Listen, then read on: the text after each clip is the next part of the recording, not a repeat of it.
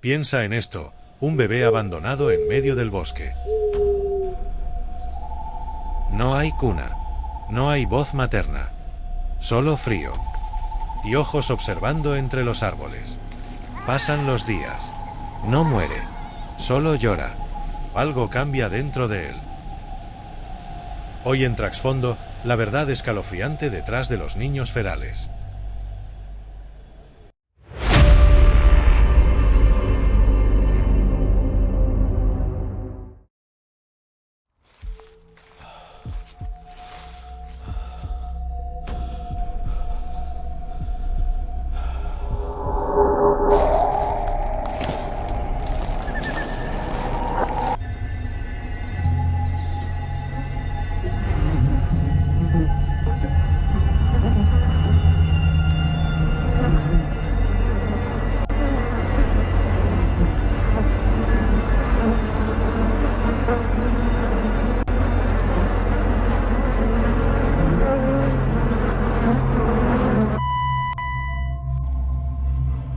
Imagina esto.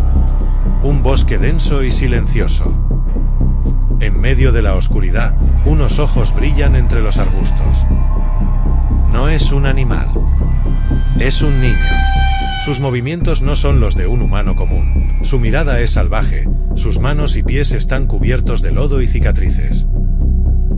No habla, no sonríe, solo observa.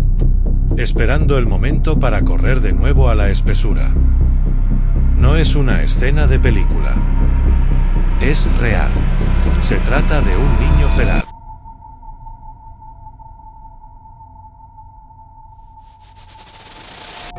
Los niños ferales son aquellos que han crecido en la naturaleza sin contacto con la sociedad o en circunstancias extremas de aislamiento. Algunos han sido criados por lobos, monos o perros. Otros han sido víctimas de encierros inhumanos, privados del lenguaje y el contacto humano.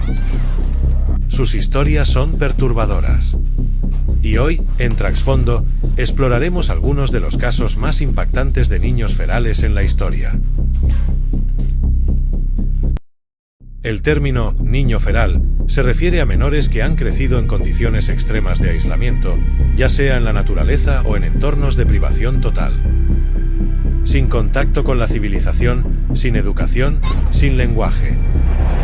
La mayoría de estos casos han sido descubiertos por accidente, y sus historias desafían todo lo que creemos saber sobre la mente humana y el instinto de supervivencia. Algunos de estos niños han sido criados por animales, desarrollando habilidades sorprendentes de adaptación. Otros han sido víctimas de abusos extremos, criados en confinamiento y sin interacción. Sus historias nos llevan a preguntarnos: ¿qué nos hace realmente humanos?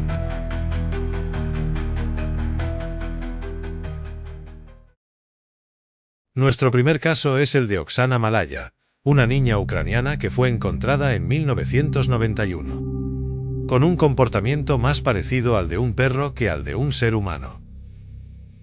A los 3 años, Oksana fue abandonada por sus padres alcohólicos y encontró refugio en un cobertizo junto a los perros de la familia.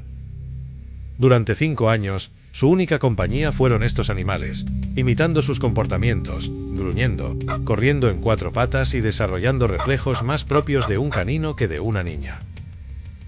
Cuando finalmente fue rescatada, Oksana no hablaba. Solo ladraba. Aunque con terapia logró recuperar parte de sus habilidades humanas, nunca pudo integrarse completamente a la sociedad.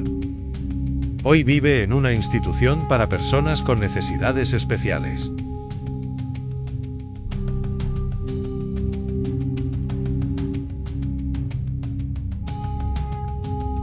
Año 1954. Marina tenía solo 5 años cuando la secuestraron. Recuerda unas manos extrañas sujetándola, una bolsa cubriendo su rostro. Y después, la nada. Pero su destino no era el que sus captores habían planeado. Algo salió mal. Tal vez la venta fracasó. Tal vez se deshicieron de ella porque se convirtió en un problema. La verdad se perdió en la selva. Cuando despertó, estaba sola. Rodeada de árboles gigantes, sombras desconocidas. y un silencio que gritaba más fuerte que cualquier voz.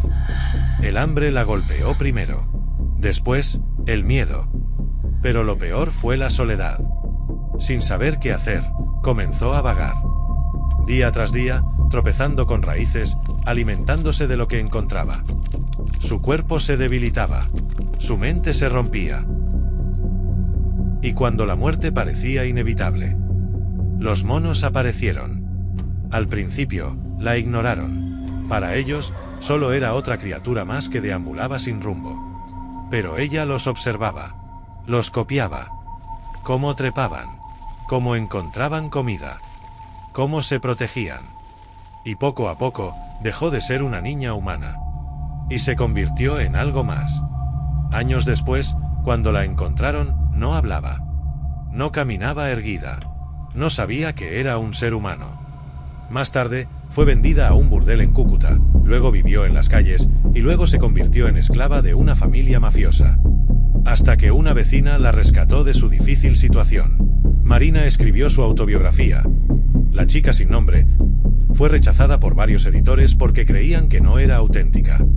National Geographic creó el documental Mujer criada por monos. Se estrenó el jueves 12 de diciembre de 2013.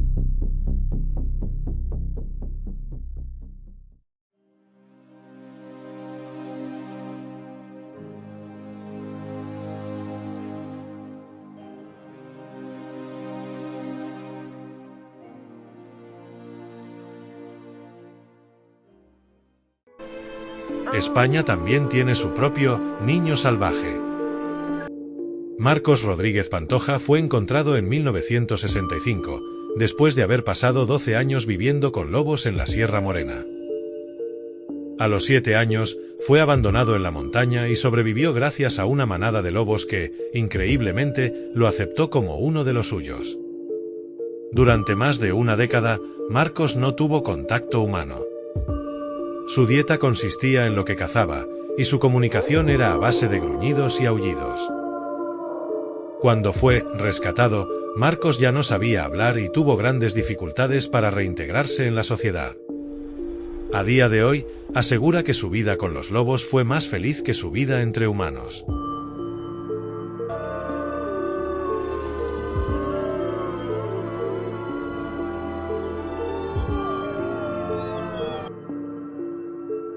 Los casos de niños ferales nos muestran lo frágil que es nuestra humanidad cuando se nos priva de interacción social. Nos preguntamos, ¿es el lenguaje lo que nos hace humanos? ¿Es la cultura? ¿O es algo más profundo? Algunos de estos niños nunca pudieron reintegrarse. Otros, con ayuda, lograron recuperar parte de su humanidad. Pero sus historias nos dejan una inquietante pregunta. Si desaparecieran todas las normas, ¿qué quedaría de nosotros? ¿Y tú? ¿Qué opinas? ¿Crees que estos niños pudieron recuperar su humanidad? Déjanos tu comentario y no olvides suscribirte a Trasfondo para más historias impactantes. Nos vemos en el próximo vídeo.